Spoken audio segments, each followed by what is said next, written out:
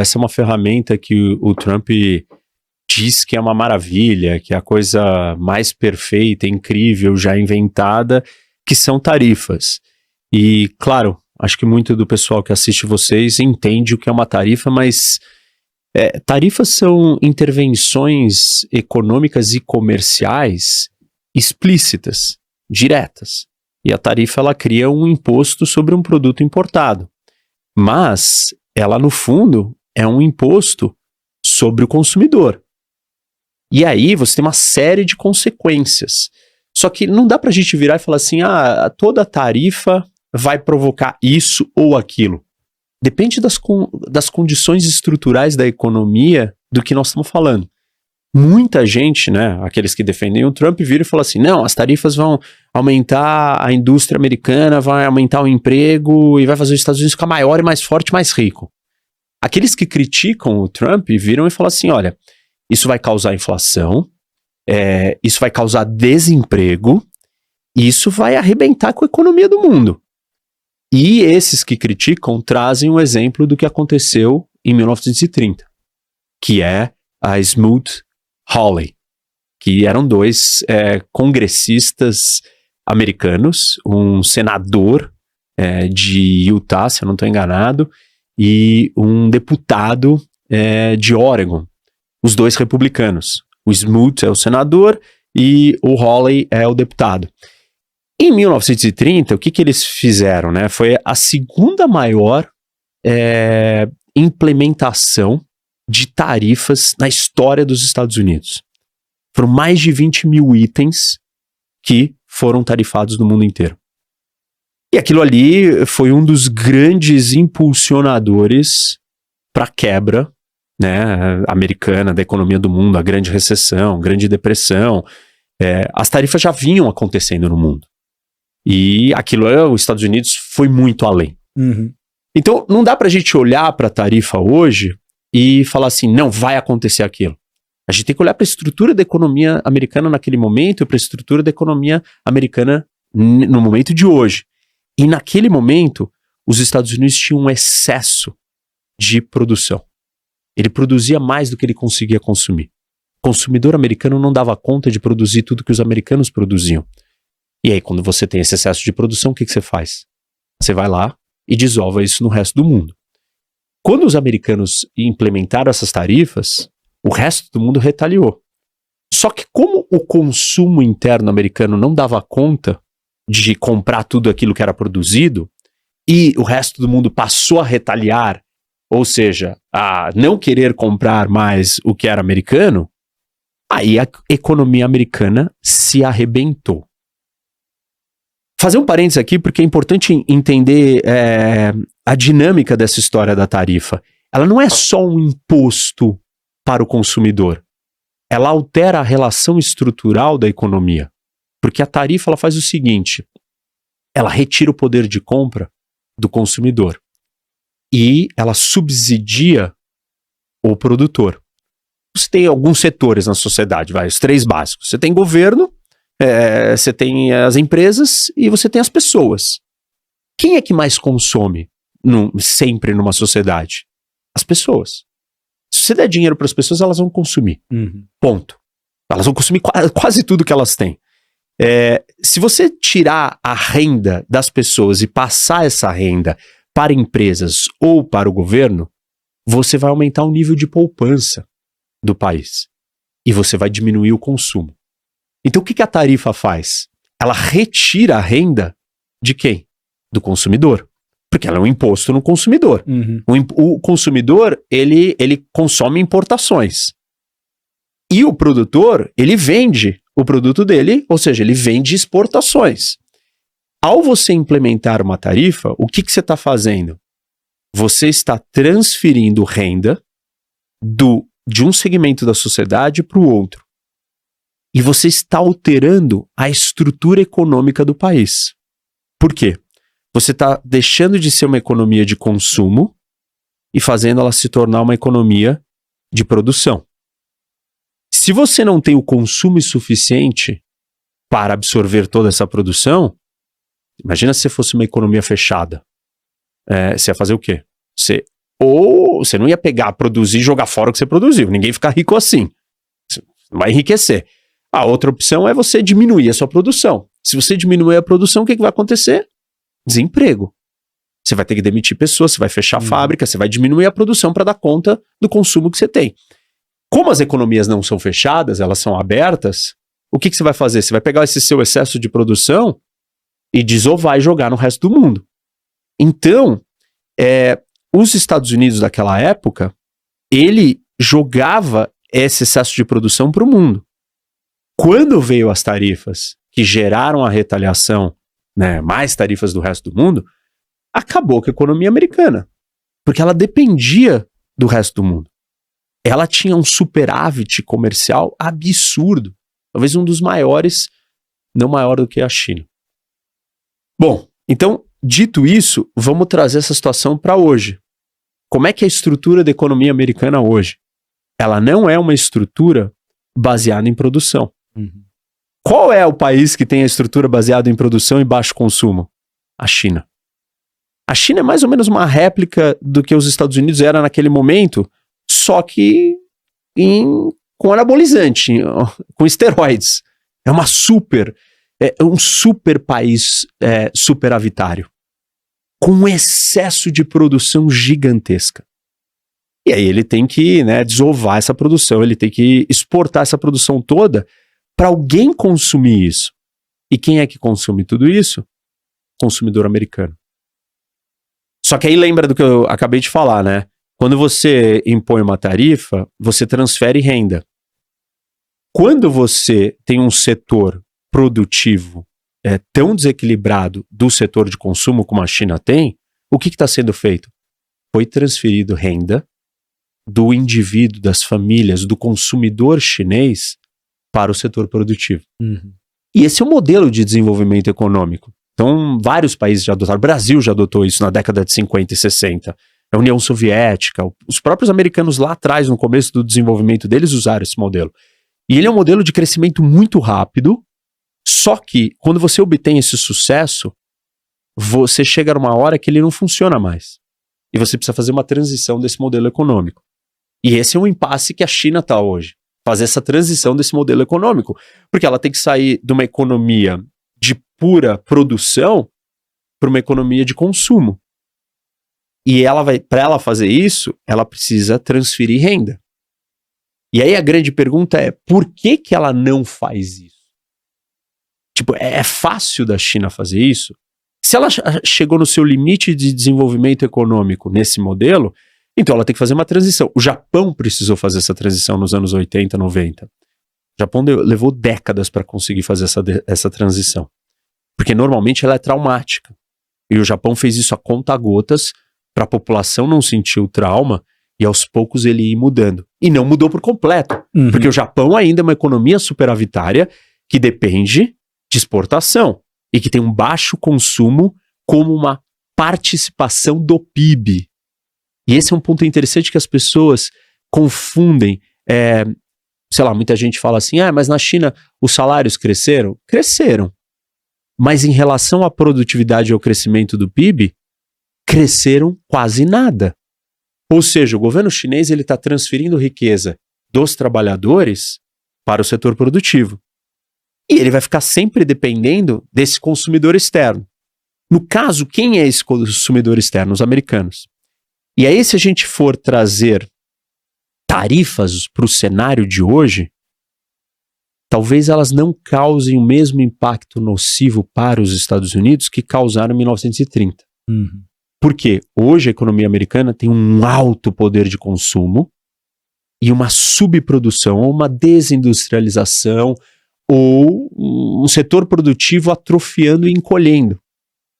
Por quê? Que, na verdade, os chineses é que estão financiando isso. A partir do momento que eles têm esse superávit gigante, eles recebem um monte de dólar. O que eles fazem com esses dólares? Jogam no mercado americano. E aí, como os Estados Unidos só consome, ele perde posição de trabalho. Só que para não ter desemprego, o que o governo americano faz? Ou ele tem um déficit grande, fiscal, ou ele dá... ou o consumidor americano está endividado. São as duas coisas que a gente está vendo acontecer. Bom, o resumo dessa história pode ser que tarifas sirvam um papel de trazer um equilíbrio para a estrutura econômica mundial. Qual é o grande desequilíbrio da estrutura econômica hoje do mundo, do comércio internacional? Você tem países com superávites consistentes e permanentes gigantescos. E você tem países que são deficitários consistentemente. Isso é normal num sistema de livre comércio, num sistema de uma economia aberta? Não. E aí a gente volta, né, para os ensinamentos do Adam Smith e do David Ricardo. E o Ricardo, ele vira e fala assim, a gente tem que prestar atenção na vantagem comparativa. Só que as pessoas não entenderam o que é vantagem comparativa. Elas confundem vantagem absoluta com vantagem comparativa. Imagina o seguinte, vamos imaginar um cenário hipotético. Eu e minha namorada exercemos funções dentro de casa. Eu levo para lavar a louça 12 minutos. Ela leva 4 minutos. Para lavar roupa, eu levo 4 minutos. Para botar a roupa na máquina, ela leva 2 minutos. Ou seja, ela leva 4 minutos para lavar a louça e 2 minutos para botar a roupa na máquina. Eu levo 12 minutos e 4 minutos. Quem tem vantagem nessa estrutura produtiva? Ela. Nas duas atividades? Sim. Absolutamente sim. Mas comparativamente não. E aí é o pulo do gato. A China produzir coisas mais baratas que os Estados Unidos não significa que todo mundo deva comprar tudo mais barato da China, porque tudo é mais barato lá. A teoria da vantagem comparativa que o David Ricardo mostrou para o mundo não é essa.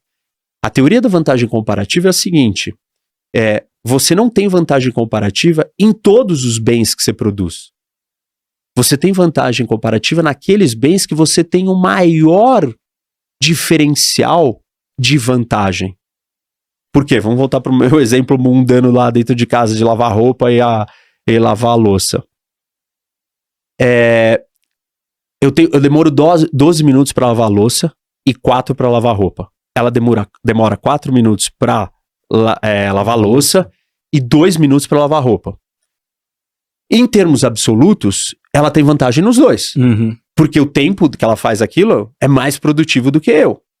Mas vantagem absoluta não é a mesma coisa que vantagem comparativa. Como é que eu calculo a vantagem comparativa? A vantagem absoluta eu só olho para a quantidade de preço. Quem tem o preço mais barato, pronto.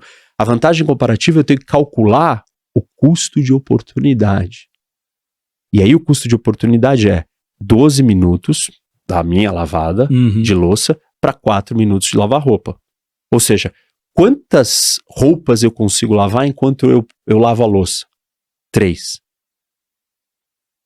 1 para 3, certo? E o inverso.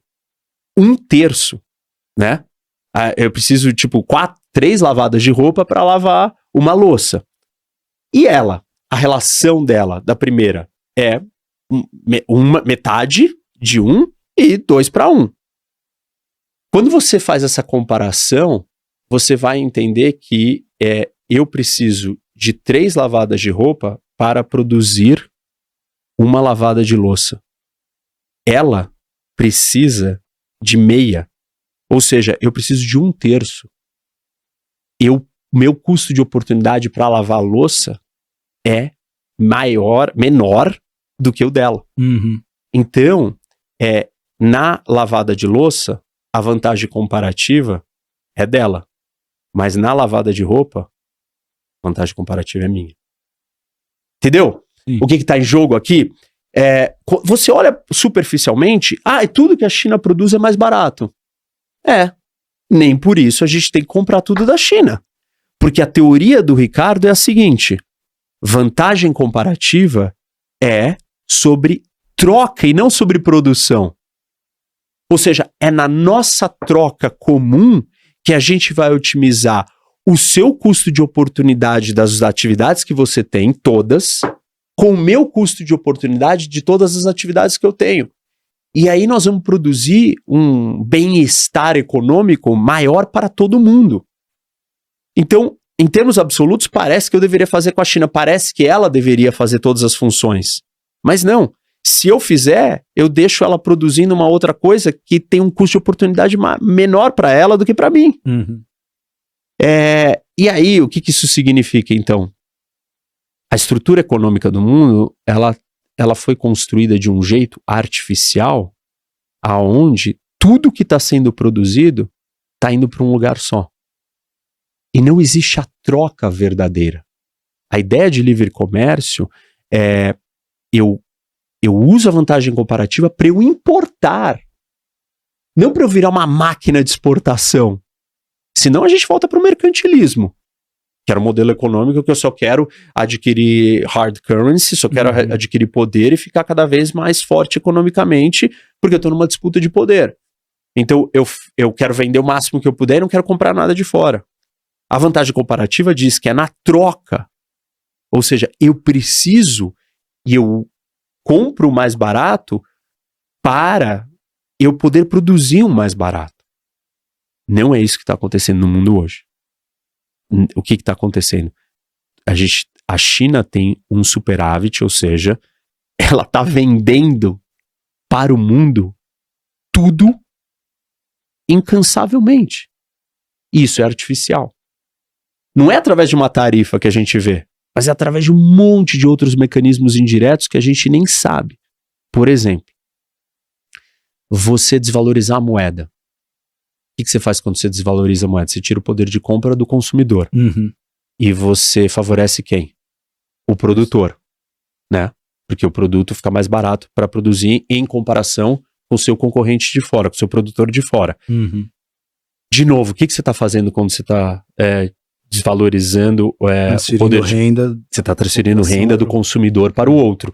Você está subsidiando o setor produtivo às custas do indivíduo, das famílias, do consumidor. Que mais que você que é indireto, que é uma forma de você construir essa artificialidade, de você ter um excesso de produção tão grande? Juros forçados artificialmente, baixados na caneta ou na força.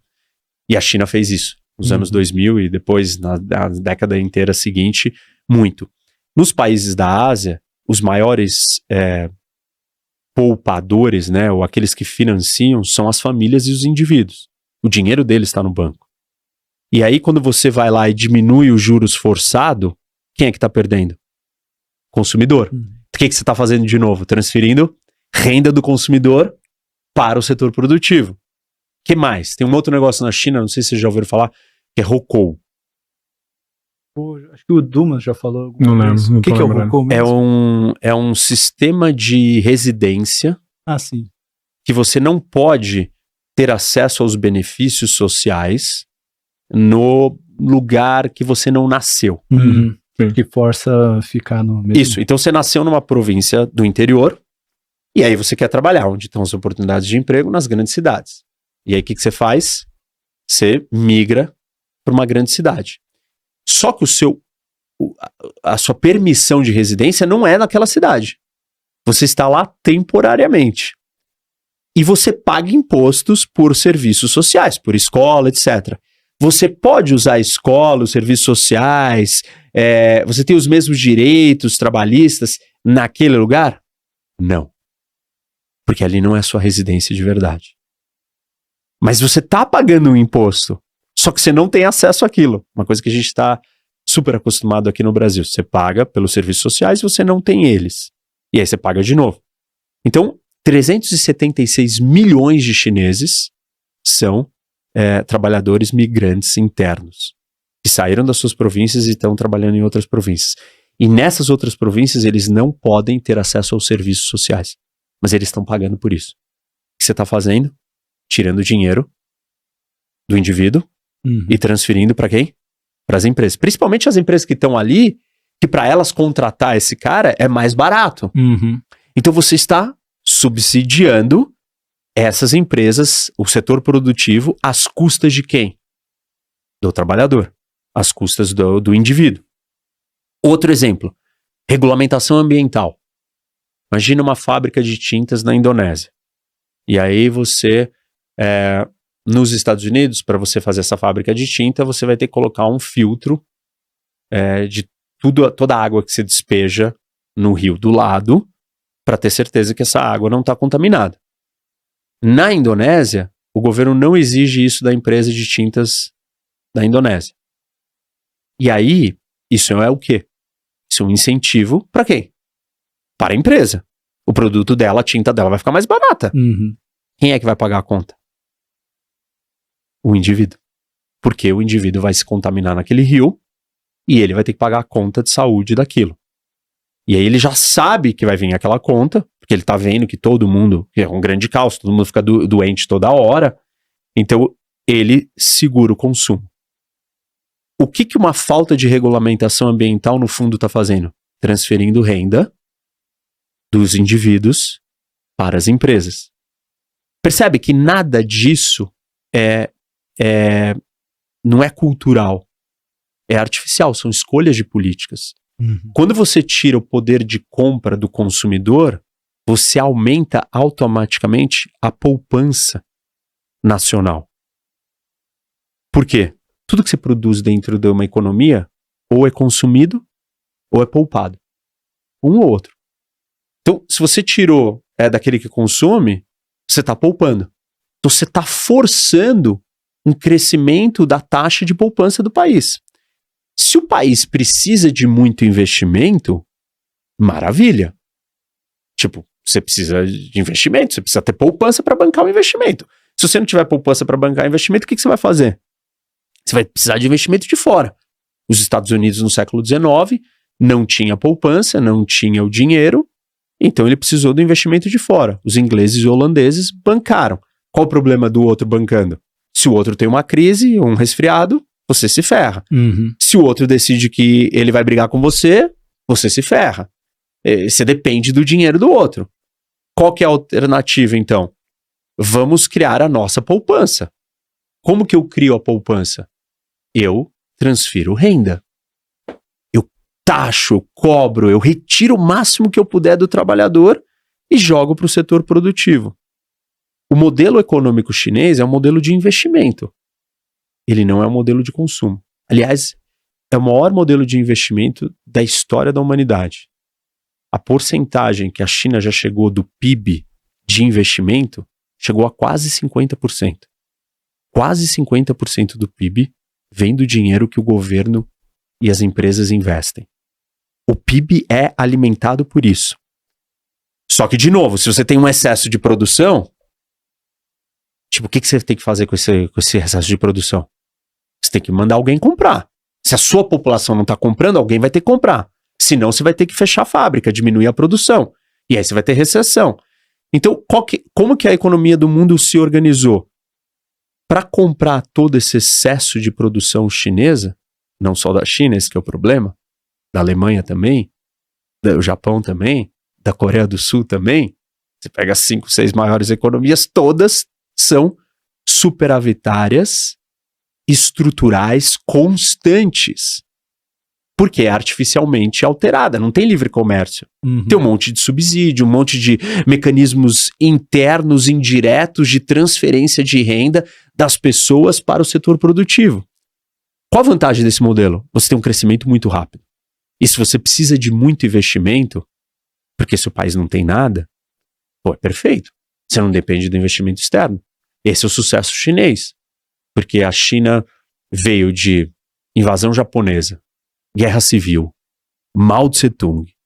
Então, são décadas e décadas de subinvestimento. Não tinha nada. E no começo, quando você começou a fazer tudo isso e alocar todo esse investimento para infraestrutura, estrada, logística, porto, trem, metrô, construção civil, fábrica, nossa, o país cresceu demais. Só que nesse processo, você não entregou essa renda para quem? Isso.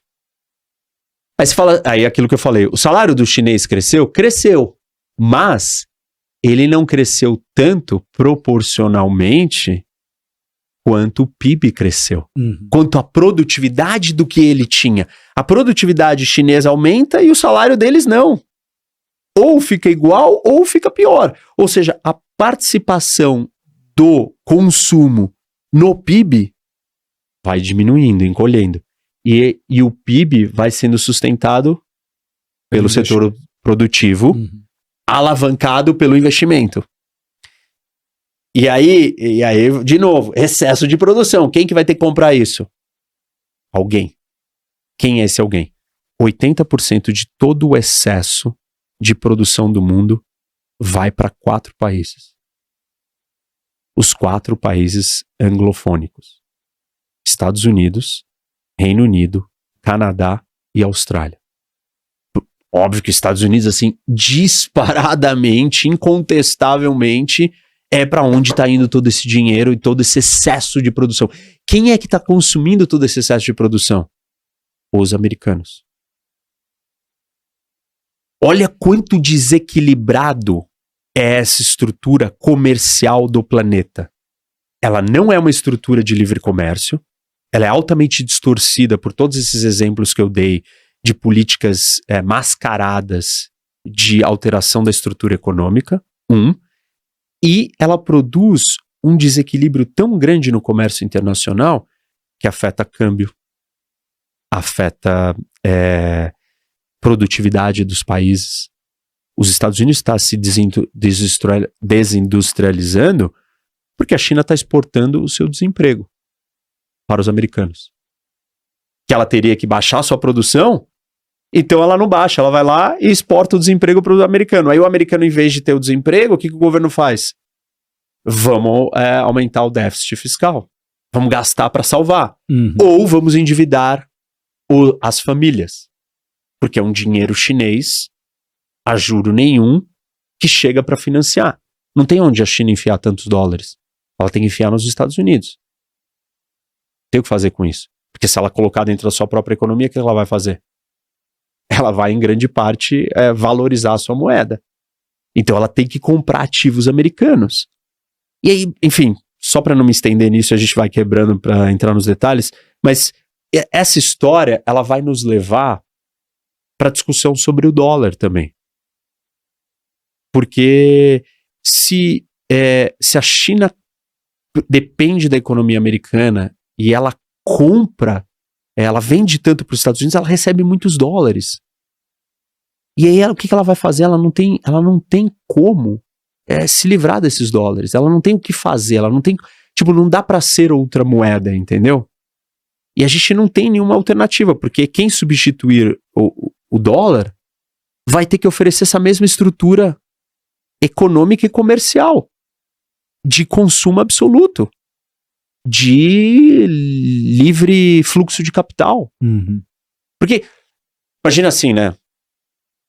Vamos supor que o real fosse virar a moeda do mundo. E aí?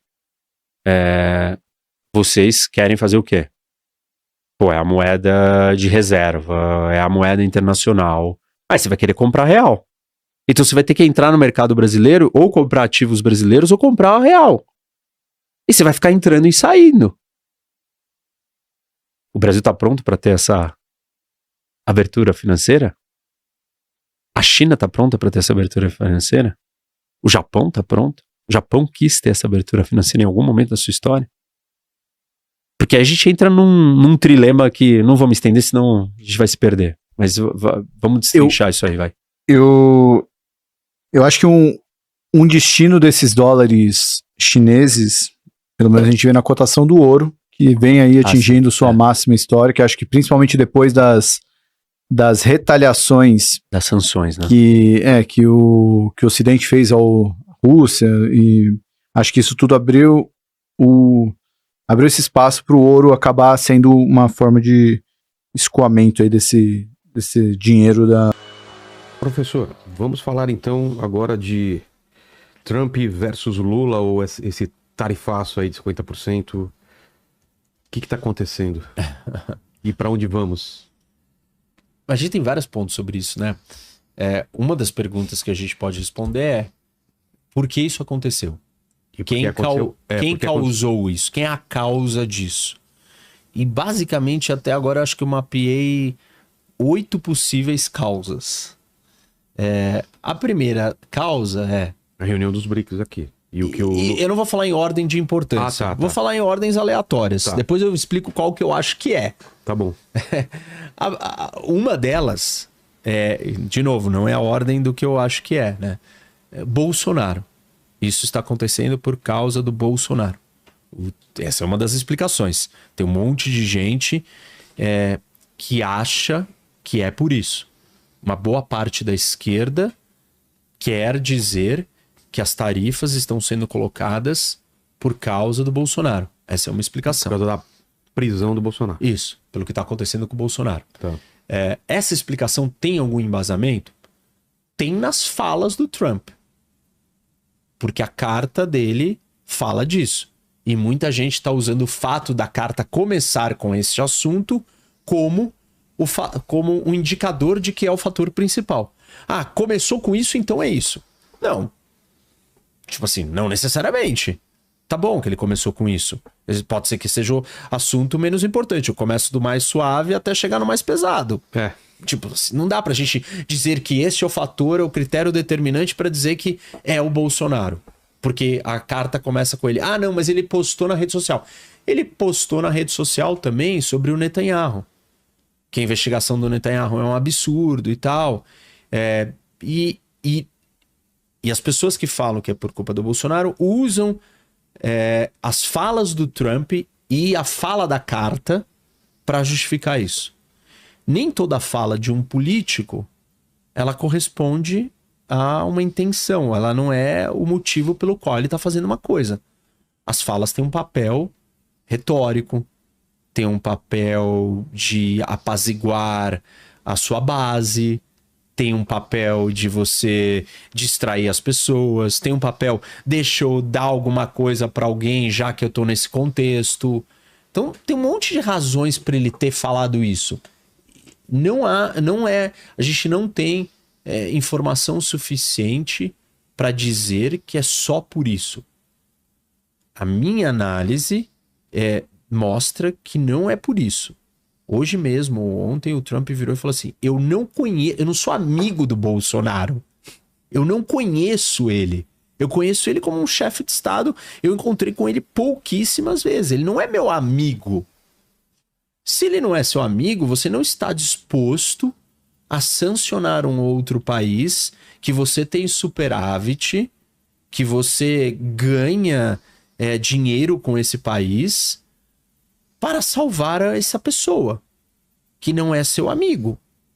Então, assim, não é só a fala dele, é todas as falas que tem que ser consideradas e você colocar na mesa.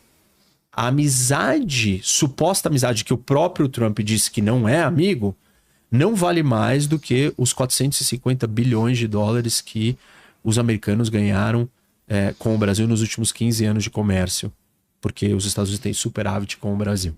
Ao contrário do que diz a carta, né? Isso, ao contrário do que diz a carta, ou seja, tá aí, mais um argumento para mostrar que nem tudo que está escrito ali é real, é bem pensado, é bem elaborado e quer dizer a verdade.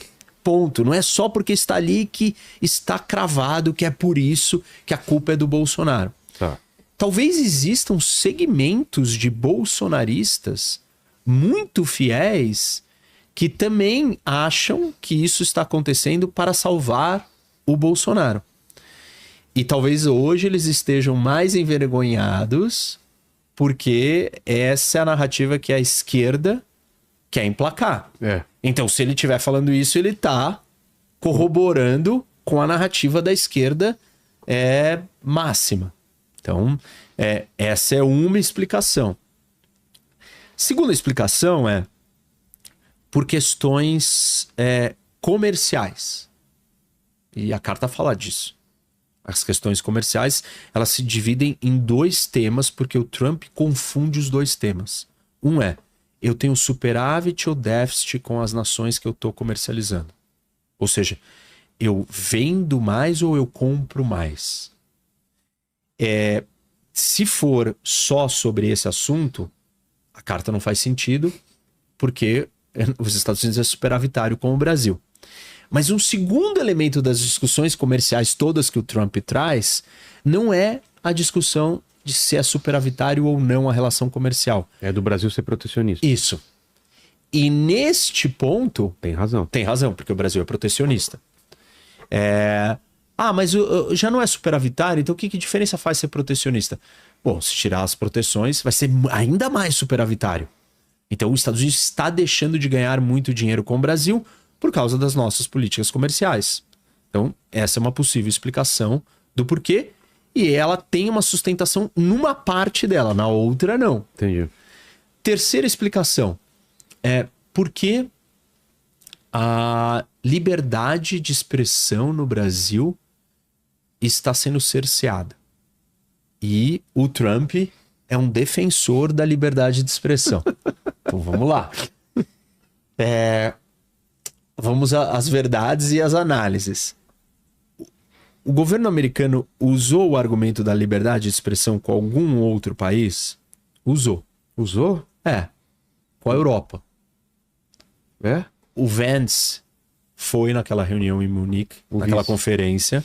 J.D. Vance foi na conferência e falou que a Europa é woke porque ela cerceia a liberdade de expressão dos outros partidos ou grupos políticos que estão à direita. E ele estava se referindo ao AfD na Alemanha. Então, ele usou o argumento da liberdade de expressão para criticar a Europa. Eles não atrelaram tarifas à Europa a esse tema. Eles não viraram e falaram assim, eu vou impor tarifas para a Europa porque vocês cerceiam a liberdade de expressão. Não diretamente numa carta falando isso. E dá para fazer a interpretação que a carta quis dizer isso quando ela fala das redes sociais. Mas esse é um quarto ponto que eu vou chegar lá. E não dá para você achar que isso preocupa o Trump. Porque o Trump está preocupado se a China cerceia a liberdade de expressão? Não. O Trump não está preocupado se a Arábia Saudita cerceia a liberdade de expressão. Então não dá para dizer que o Trump é um defensor da liberdade de expressão no mundo. Acima de qualquer outra coisa. Isso, e eu não tô nem dizendo que isso é negativo ou positivo, ele só não é, ponto. Não importa, ele não está defendendo a liberdade de expressão no mundo. Esse não é o papel dele, ele não acredita nisso. Aliás, os republicanos não acreditam mais nessa ótica. A doutrina de política externa republicana, na época do Bush, era eu quero espalhar a democracia pelo mundo. Liberdade de expressão é um dos subelementos da democracia. Então, eles queriam ir lá e trocar o Saddam Hussein para espalhar a democracia. Os republicanos abandonaram essa tese, principalmente o Trump. O Trump no poder, ele não quer espalhar a democracia no mundo. Porque no passado acreditava que quanto mais democracia, menos... Ainda se acredita nisso. Mas ele não está disposto a interferir e criar um problema com outros países e se meter e derrubar um governo, um regime, por causa da democracia, por causa da liberdade de expressão. Senão ele teria que estar fazendo isso com a Arábia Saudita, com a China. E não é esse o argumento. Coreia do Norte. Com todo mundo. Ele não está fazendo, ele não tá impondo tarifas à China porque a China não tem liberdade de expressão. A China nem vale. Vamos pegar um outro que seja aliado. Arábia Saudita, que é uma ditadura que não tem liberdade de expressão. E ele não está fazendo isso com a Arábia Saudita. E ele não está fazendo isso com nenhum país do mundo. Não, mas no Brasil a liberdade de expressão é pior. Não é pior que na Arábia Saudita, sonho, pura fantasia, ficção. Por mais que a gente possa ter o problema que quiser sobre liberdade de expressão, nós não temos esse problema aqui nesse nível. Então não é por isso que ele está fazendo isso também. Quarto ponto. Democracia. Porque o Brasil não é mais uma democracia. E uma parcela da população, principalmente na direita, acha que o Brasil não é mais uma democracia. Tem esse discurso? Não, você já ouviu esse discurso. Já, mas eu levo como brincadeira, né? Não é possível mas que alguém acredite nisso. Claro né? que levam. Super a sério. Fora o Monark... Tem um monte de gente que tá assistindo aqui que deve estar em surto, gritando, o Brasil não é mais, o Brasil é uma ditadura, o Brasil é uma ditadura. Então o Trump veio salvar a gente da ditadura. Depois você vê aí se o pessoal tá achando que a gente tá numa ditadura já. Bom, então aí o Brasil é uma ditadura, e aí o Trump veio aqui para salvar a gente de ser uma ditadura. O Fernando que falou, Democracia onde? Isso, tá vendo? Eu tenho gente que realmente... Vai ter um monte de gente. O Trump não quer disseminar democracias pelo mundo. Ponto. Não quer. Ele não quer fazer isso. Ele não quer derrubar a Arábia Saudita porque ela não é uma democracia. Ele sequer quis derrubar o Irã. Ah, mas ele sanciona a Venezuela e ela não é uma democracia. Ele não sanciona a Venezuela porque ela não é uma democracia. Ele sanciona a Venezuela porque ela é anti-americana, ela não é um aliado americano, porque ela cria problemas para os Estados Unidos. Porque ela mexe com o interesse nacional americano diferente. Não é pelo elemento democrático. Para ser pelo elemento democrático, você teria que isolar essa variável e testar ela em todas as outras condições e ela teria que ser aplicada. Não é isso. Se ele não aplica isso com outros países que não são democracias, então claramente é alguma outra coisa que tem aqui no Brasil que faz ele se preocupar com o Brasil. Claro isso? Claro. Tá. Quinto argumento. Quinta possível explicação. Não, vamos voltar porque tem um ponto a ser esclarecido aqui na quarta, que é: mesmo que o Brasil tenha problemas democráticos, e ele pode ter, porque democracia não é absoluto, não são valores absolutos. Sim. Você não vira e fala assim, você é uma democracia, você não é uma democracia. Alguns dos três poderes em algum momento pode você tem uma escala que vai do menos democrático ao mais democrático. Tá. Claro, chega uma hora que você fez tanta coisa não democrática que você cruzou uma linha e não dá mais para te chamar de democracia de forma alguma. O Brasil não cruzou essa linha. Não é porque um dos poderes, no caso, o judiciário ou o STF, exerce a sua função de forma politizada que o Brasil deixou de ser uma democracia por completo. Ele não deixou. São milhões de elementos que têm que ser considerados para você cravar: o Brasil não é mais uma democracia. Nós não descumprimos todos esses critérios e fatores para a gente dizer que nós já chegamos nesse lugar. Isso não aconteceu ainda. Não se compara. O Brasil não tem nada a ver com a Venezuela. Nada a ver. A Venezuela não é uma democracia. O Brasil está muito distante da Venezuela. Em centenas de critérios e análises objetivas e claras. Então, ponto. Não dá pra gente falar isso. Isso não quer dizer que o Brasil não tenha problemas como democracia. Pode ter os problemas que forem. Mas não dá pra dizer que o Trump tá escolhendo isso. Porque tem outros lugares que tem problemas também e ele não está fazendo isso. Então deve ter alguma outra coisa aqui que tá fazendo ele fazer isso. Quinto ponto. Ele quer proteger as empresas de tecnologia dos Estados Unidos. Por causa desse aviso em relação às Por redes causa sociais. das medidas do STF em relação às redes sociais. E aí o argumento ele surge da seguinte linha de raciocínio. As empresas de tecnologia estão próximas do Trump. E a gente precisa resgatar quem está próximo e como elas estão próximas. Por que elas todas se aproximaram do Trump? Por causa de uma figura. Elon Musk. O Elon Musk pegou o dinheiro dele, botou na campanha, virou um ativista político, parou a vida dele, abandonou todos os negócios dele, levou os negócios dele a quase falência para querer virar ativista político. No meio desse processo, ele gastou muito dinheiro, ele entrou dentro do governo, ele vivia colado do Trump, e aí, quando o Trump ganhou, o que todos os outros, ou quando eles viram que o Trump podia ganhar, o que os outros tinham que fazer? Se aproximar. Porque senão, qual é um dos maiores inimigos do Sam Altman, que é o fundador da OpenAI, do ChatGPT, é o Elon Musk. Se você vai deixar o seu maior rival, inimigo, do lado do cara que é o dono do país, que é o poderoso, você tá mal, né? O outro cara tem uma empresa espacial concorrente da SpaceX, que é o Jeff Bezos.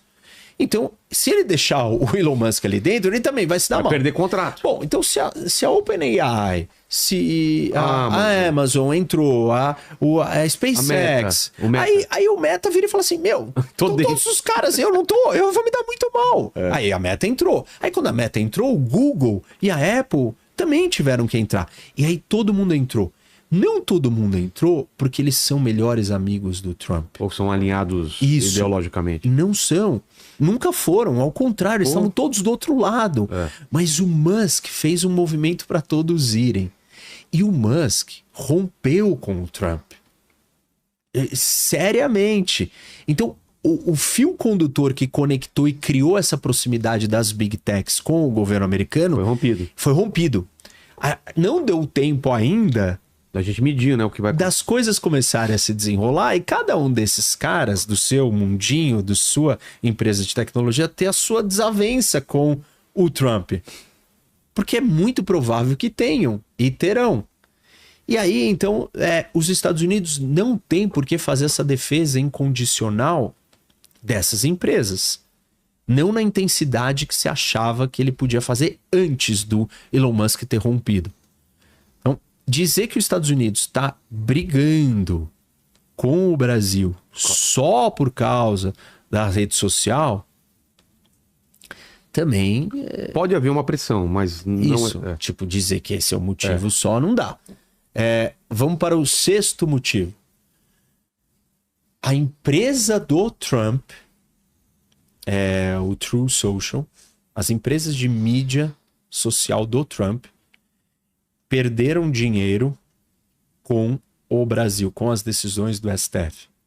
E essas empresas... é verdade isso? Porque elas foram multadas e tal.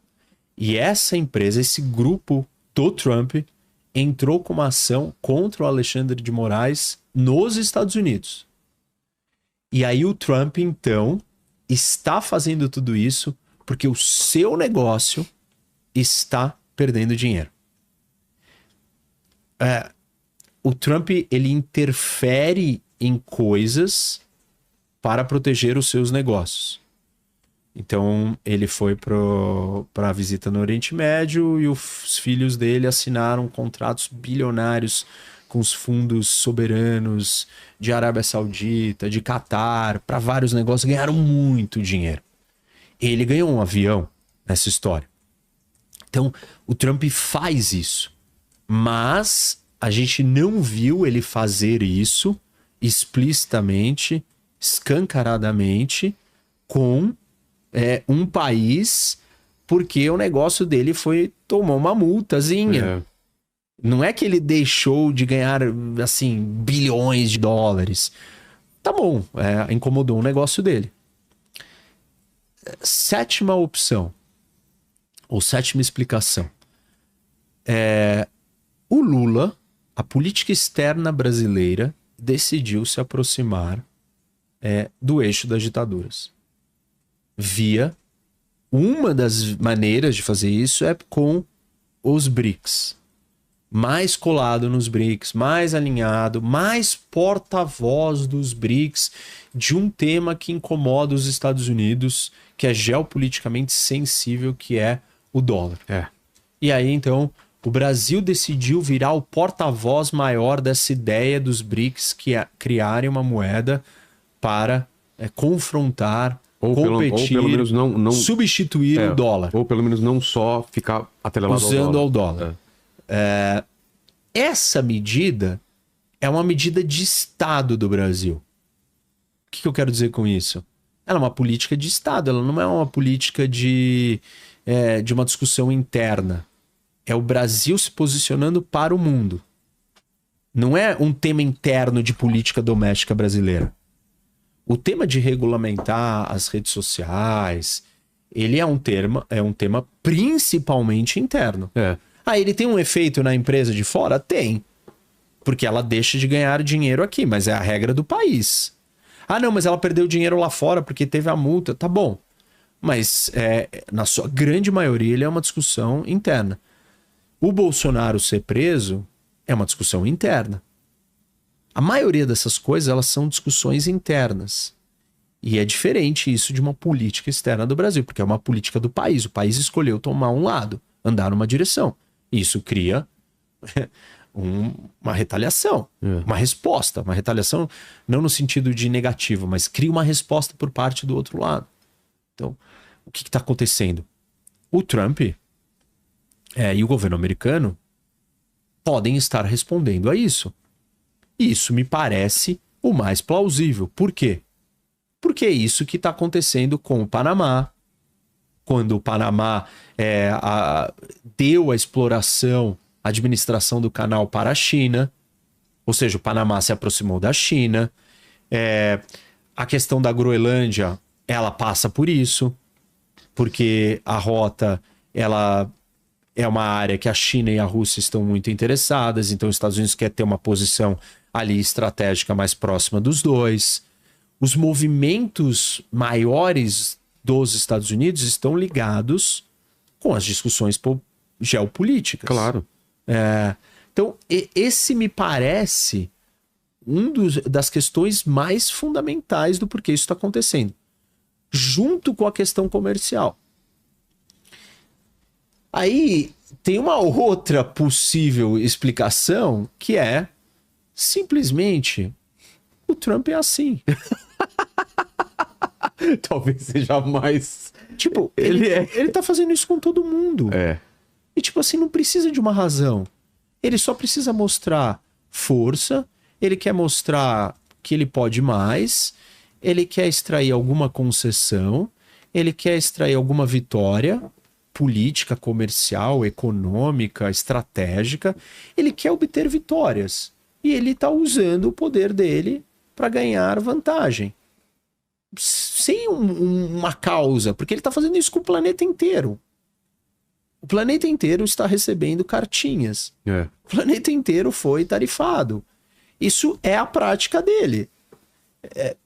Dentro da história dos BRICS, eu costumo falar que os BRICS não têm utilidade, eles não são fortes. E aí as pessoas questionam, mas se não é forte, então por que você está dizendo que o Trump está preocupado com isso? O Trump está preocupado com o Canadá. O Canadá é uma nação, assim, basicamente nula no mundo, geopoliticamente falando. Ele não tem tamanho, não tem força, não é uma ameaça, é um país pacífico, pacato, quieto. Qual é o problema que o Canadá tem com os Estados Unidos? Nenhum. E o Trump está incomodado com o Canadá. Então, você não mede a reação do Trump só em termos do que representa real de ameaça. Ele se vendeu e ele se posicionou como um líder forte. Um líder forte responde a qualquer cutucada. O Brasil sair falando todo dia que tem que acabar com o dólar é uma cutucada. E por que eu vou me calar? Não importa que isso não vai se materializar. Não importa que esse grupo não é forte. Ou falando sobre a atuação dos Estados Unidos no Irã. Isso, não importa o que seja. Por que eu vou deixar barato? Se eu não deixo barato com o Canadá, que é meu vizinho, meu parceiro, meu aliado, meu amigo de longa data, inofensivo a mim, por que eu vou deixar um outro país falar o que quer sobre mim? Então, basicamente, tem um monte de fatores, né? A gente pode olhar sobre todos esses. Eu acho que os três principais. Porque eu sou assim, eu faço assim, eu faço isso com todo mundo. Porque os BRICS, a política externa brasileira, no geral, a maneira como o Lula se coloca, cada vez mais próximo da China, tal, defesa, porta-voz dessa história. Próximo da Rússia. Isso. Até porque ele já falou que todo mundo dos BRICS que adotasse essa moeda ia ter 10% de tarifa. Então, já existe uma coisa em paralelo, objetiva, dita por ele. E a terceira é a questão comercial. Eu misturaria essas três e falaria, bom, essas são as três causas. As outras, elas não são as causas de verdade, mas na política nem tudo que é dito é o que é. Não, tem bomba de fumaça. Você precisa falar coisa, você precisa apaziguar a sua base, você precisa sinalizar para um potencial aliado e para o mundo, seja meu aliado que eu vou te defender. O que é te defender? Não custa nada em tuitar um negócio, né? Em lá escrever um post sobre uma coisa do Bolsonaro. Isso não cria um problema para ele. Não tá alinhado com o Lula, de repente esse é o jeito dele se aproximar do Lula. Ou fazer o Lula se rebaixar a ele, né? Ou vir falar com ele.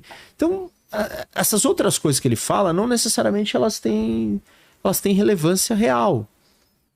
Mas me parece que essas três... E existe, na tua opinião... Tá. Vamos lá. Tem os principais jogadores do mundo. E aí vamos falar aqui do Putin e do Trump mesmo, tá?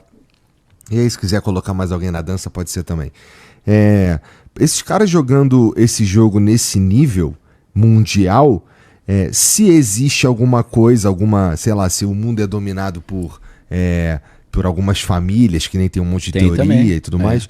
Deve ter, né? Não tem, esses caras eles precisam não só conhecer isso tudo, mas operar junto, né?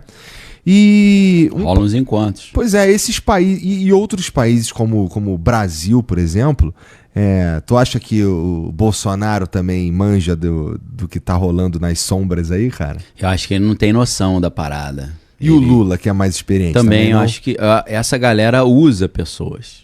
E às vezes ele vem como teu amigão, teu apoiador, teu patrocinador, entendeu? Então, assim, às vezes você não consegue entender que jogo que você tá jogando. Quantas vezes lá na frente a gente falou, porra, achei que o maluco era meu amigo, o cara me enrolou, né? Isso acontece no nível macro também, meu irmão. Você fala, pô, achei que defender essas paradas era maneiro, o cara tá me usando, pô, pra gerar um caos, pra depois ele ser o salvador da pátria. Então eu acho que, dependendo da categoria, o cara não tem noção, meu irmão. Entendi. Ele é uma peça na mão dos caras. Mas tu supõe que, por exemplo, o presidente americano, assim, tem várias teorias ao longo da época. Manja. Esse manja. Esses caras manjam. Esses caras foram treinados desde criança. Talvez esses caras foram concebidos no ritual desse aí. O Trump, cara, mas o Trump, ele não... E o Putin. Não sei se o Trump... Porra, o Trump não tava nem... Você acha que o Trump tava preparado para ser presidente da República desde o começo? Foi preparado, pô. Foi o destino dele. Igual o destino do Elon Musk é ir pra Marte. Quem que botou isso nele? Não foi pai e a mãe, eu acho, não. É a missão do maluco. Talvez seja um grande engano também, não vai rolar Marte nenhum, é só uma desculpa pra fazer uns foguetes maneiros aí, né? Tomar um dinheiro danado. Arrancar um dinheirinho. Mas, pô, abrir um portal, sei lá. Seria maneiro. Puxar as entidades aí. Aí não é maneiro. Ainda bem que você não acha maneiro, né? Imagina. Porra, peraí, né, cara? Mas se o... É porque o Trump, ele tem uma história de vida... que não necessariamente... Não era muito lógico que ele fosse se tornar presidente dos Estados Unidos, né? Sim. Mas eles... dentro dessa teoria maluca, eu vou jogar a culpa para outro. Esse livro, The Genesis Six Conspiracy. Os caras do alto escalão, eles não são pessoas que foram concebidas de forma normal. Não foi o teu pai e a mãe passaram a diversão e tu nasceu. Esses caras são concebidos em contexto ritualístico. Então esses caras são como se fosse aquele gigante do antigão, que os caras vão conseguir, os caras têm muito poder. Então existe uma teoria super louca, que é a seguinte, do Trump, que o Trump seria um bebê de proveta dessa parada. O Aleister Crowley, que é aquele maior bruxo da história, e eu tô pensando aqui, comecei bem pra caramba falando de geopolítica, tô falando da Tinkerbell. Aí queima o filme do cara, né? Cara, pô, maluco que acredita nessas paradas, não vou confiar. Mas o pior é que eu acerto os troços, né? Galera que acompanha Flow sabe que até o tiro no Trump eu falei antes. Então, escuta o que eu tô falando. O Aleister Crowley, ele precisava de um representante da religião que ele criou, que é Telemann. Ele precisava de um representante nos Estados Unidos. Na verdade, é da Ordem do Templo Oriente, a OTO, que era aquela sociedade secreta que o Paulo Coelho e o Raul Seixas participavam. E aí ele escolhe um cara chamado Jack Parsons. Só que Jack Parsons não era aparentemente um bruxo. Jack Parsons era o cara que fazia os foguetes da NASA, maluco. Criou a JPL, Jet Propulsion Laboratory. Então era um cientista de alto padrão, que era também um bruxo de alto padrão. E esse cara, ele continuando os trabalhos de Aleister Crowley, uma parte dos trabalhos do Crowley era liberar seres espirituais que estavam presos para vir para a nossa dimensão para instaurar o apocalipse. Um desses seres que ele liberou foi o tal do LAM, L-A-M, que foi em 1915, sei lá, 1905, não me lembro, mas é o desenho clássico no alienígena. Parece aquele Megamente, aquele desenho. Pô, ninguém falava de alienígena nessa época. O acidente de Roswell, no Novo México, é 47. Então ele até criou essa cultura ufológica, né? Aí vai na linha daquela galera que acha que ET é demônio. O Crowley fez uma parte desse trabalho de soltar umas entidades que estavam presas e ele passou uma missão pro Jack Parsons. Inclusive o Jack Parsons conheceu um cara chamado Ron Hubbard, que escrevia uns livros lá de ficção científica de alienígena, depois criou um movimento chamado Dianetics e depois criou um negócio chamado Cientologia. Esses dois estavam trabalhando juntos. Cara, para trazer... Cientologia vem daí? Vem daí. Tá. Para trazer o espírito de Babel, da Babilônia. Porque no livro do Apocalipse, a Babilônia, ou a Mulher Escarlate, a Mulher de Vermelho, é uma figura muito importante para o apocalipse acontecer. Então, eles desenvolveram um ritual, que era um ritual de magia sexual também, de bacanal e tal, para conceber como se fosse um anticristo, utilizando uma mulher incorporada por essa Babilônia, essa mulher da Babilônia. Fazendo esses rituais, apareceu na vida deles do nada uma mulher ruiva, toda de vermelho, chamada Marjorie Cameron. E eles dois entenderam e falaram, acho que ela está possuída pela mulher escarlate. Então a gente vai dar uma encaçapada nela e vai nascer o anticristo. Então eles levaram essa mulher para o ritual e dizem que esse bebezinho se chama Donald John Trump. Essa é uma lenda grotesca que existe. Provavelmente é mentira, mas faz parte dessas teorias. E aí, esses caras estavam envolvidos com o projeto Manhattan da bomba atômica. Uhum. Então o que eles fizeram? Para o espírito do anticristo incorporar nesse neném, eles teriam que abrir um portal. E eles entenderam que uma bomba atômica teria uma força para romper o tecido do espaço e tempo e abrir um portal com outras dimensões. Essa lenda loucaça dizem que quando estouraram a primeira bomba que foi testada, a bomba Trinity, no deserto lá do Novo México, o bebezinho estava dentro de uma cápsula de chumbo protegido ali junto com a bomba, e na hora que explodiu, abriu o portal e o espírito entrou nele. Entendeu? É essa lenda. Essa lenda loucaça, ela tá dentro do universo, para mim, a maior série de todos os tempos, que é Twin Peaks, do David Lynch. Twin Peaks, na terceira temporada, que foi em 2017, no episódio 8, eles mostram como a bomba atômica teria, dentro da história do Twin Peaks, que é David Lynch dirigindo o roteiro do Mark Frost, que para mim é um dos maiores roteiristas que existe. Quando a bomba é uma das representações da primeira bomba atômica mais interessante, que é muito maneiro. É tudo em preto e branco e tal. Episódio 8, Twin Peaks, terceira temporada. Aí a bomba explode, não sei o quê, de repente abre um portal e a entidade do mal vem pro planeta Terra, que o apelido dela é Judy, mas o nome original dela é Jowday, né? Que é como se fosse uma figura feminina. E junto com ela vem um demônio chamado Bob, que se apresenta como Bob. Só que aí o pessoal do bem, que aí o do bem é o gigante, ou então o bombeiro, né, the fireman, ele manda a Laura Palmer. Laura Palmer é a mulher que vai salvar o mundo desses dois caras. Então, assim, é muito interessante porque o Mark Frost e o David Lynch, eles criaram 2 livros chamados Dossier Twin Peaks, um negócio assim, Twin Peaks The Dossier, né? Tem em português, volume 1 e volume 2. Eles mostram todas as referências do Crowley, do Jack Parsons. Eles não falam que o Trump é esse bebê, mas tirando o Trump, essa história toda, eles contam. É muito interessante essa inspiração, né? Entendi. A história é loucaça. E eles fizeram isso mais ou menos na época que ele nasceu, que acho que é 1947, se eu não estou enganado, em junho ali. Mas aí, então, a gente pode supor que todos os ex-presidentes americanos passaram por um, sei lá, eles têm alguma coisinha. Tem alguma coisa. Tipo Joe Biden, tipo Obama. Sim. Tipo o George Bush lá, que é meio burro. Todos vieram de um Paranauêzinho. George Bush é da Skull and Bones, né? O pai dele também era, porque os dois estudaram em Yale. O pai, inclusive, foi diretor da CIA. A CIA surge de dentro da Skull and Bones, né? Então, é um vínculo enorme com sociedade secreta, ocultismo e espionagem. Sempre andaram junto. Primeiro espião da história, dizem, né? Que é o 007, era o John Dee. John Dee era o cara que desenvolveu uma das magias mais poderosas que existe, que é a magia enoquiana. E ele era um cara que espionava em nome da Rainha Elizabeth. E ele assinava, em vez de ele assinar eu sou o espião John Dee para não quebrar o disfarce, botava 007. Grilo mandou R$20. Professor, é o Fausto, por favor. Explode a cabeça do Igor e conta pra ele a história do Adrian Dittman ser o alter ego transhumanista do Elon Musk no X. Essa é loucura demais. Vai ser um bom corte. Cara, isso é muito interessante porque esse Adrian Dittman é um perfil no X que ele... Às vezes ele coloca áudios ali e a voz dele é idêntica do Elon Musk. Tudo, a voz, o sotaque. E aí perguntaram várias vezes pro Elon Musk, cara, esse perfil Adrian Dittman é você? Ele falou, não sou eu não. Aí rolou uma live do Elon Musk com o Adrian Dittman, os dois conversando ao mesmo tempo e a mãe do Musk junto, falando, realmente ele é igualzinho meu filho, mas não é ele. Aí o cara falou, não, eu sou alemão, eu falo inglês, por isso que meu sotaque é meio estranho. Só que aí, cara, surgiu a teoria de que o Elon Musk estava usando uma inteligência artificial que responde com a voz dele, que fala igual ele fala e responde com a voz dele. Então a galera disse que ele usa o perfil Adrian Ditchman para testar as inteligências artificiais dele. Então, cara, essa história é interessante pra caramba, né? Tem uma lenda urbana em cima de quem que é o Adrian Ditchman, é o Musk ou não é? Então é legal a história. Valeu pela força aí. Próxima. Daniel mandou R$20. Daniel, na visão espiritual, China e EUA são antagonistas, ou eles servem a mesma entidade?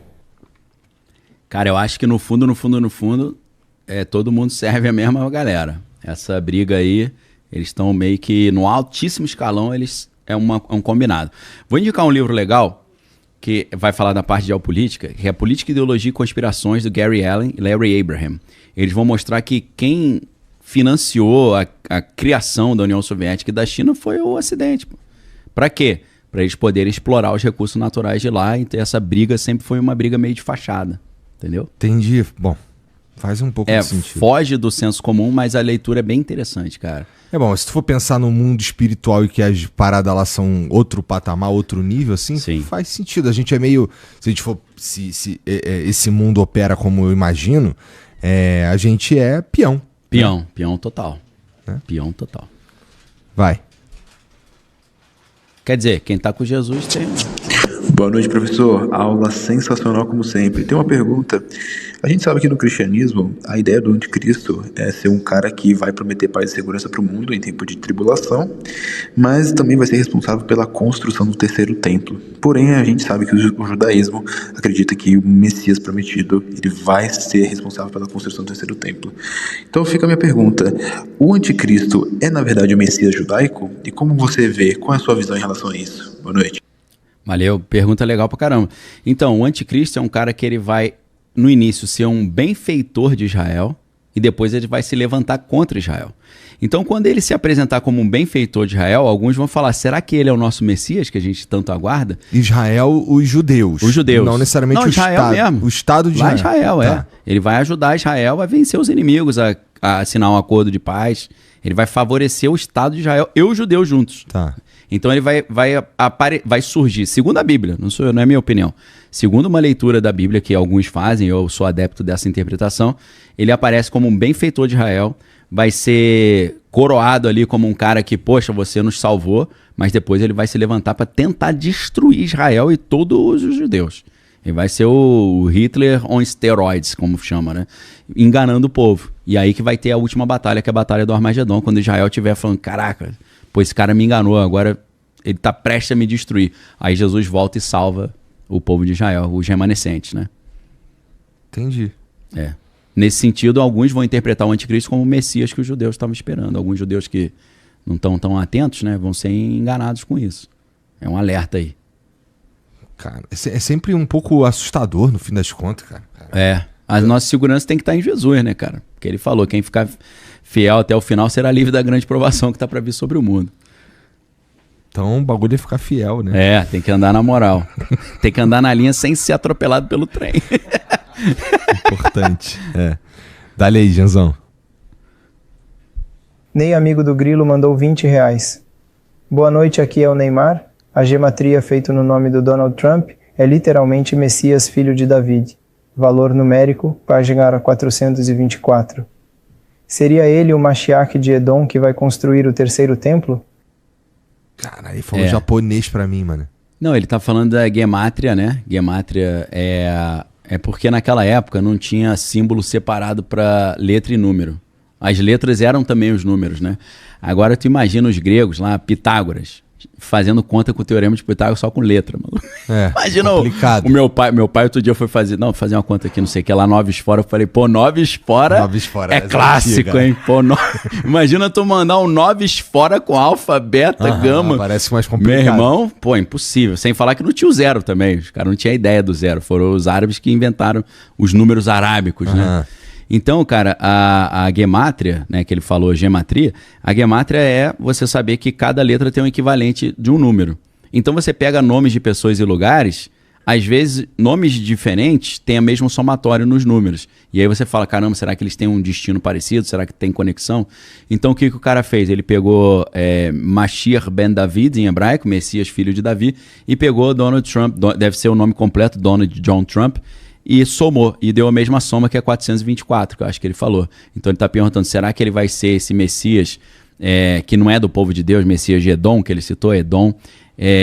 Quando o Jacó nasceu, ele era gêmeo, né? A gente tem Abraão, Isaac e Jacó, que são os patriarcas de Israel. Abraão teve um filho chamado Isaac, Isaac teve Esaú e Jacó, ele teve 2 filhos.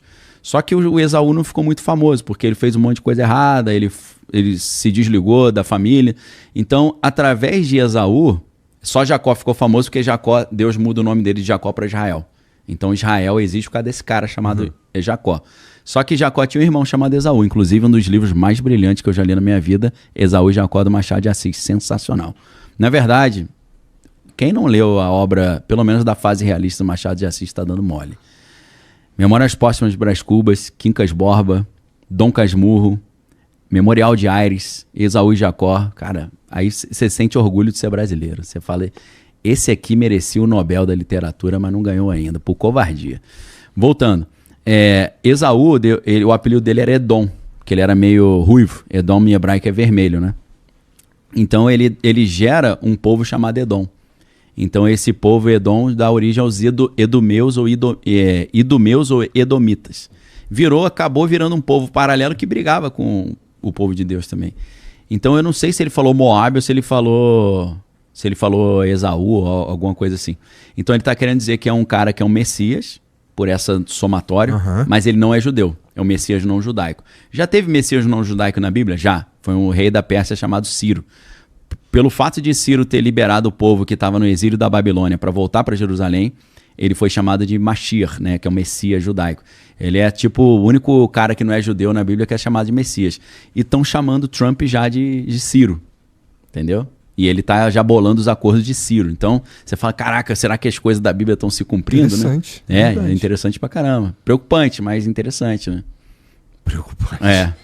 Agradecer o Neymar aí. Valeu, salve Neymar.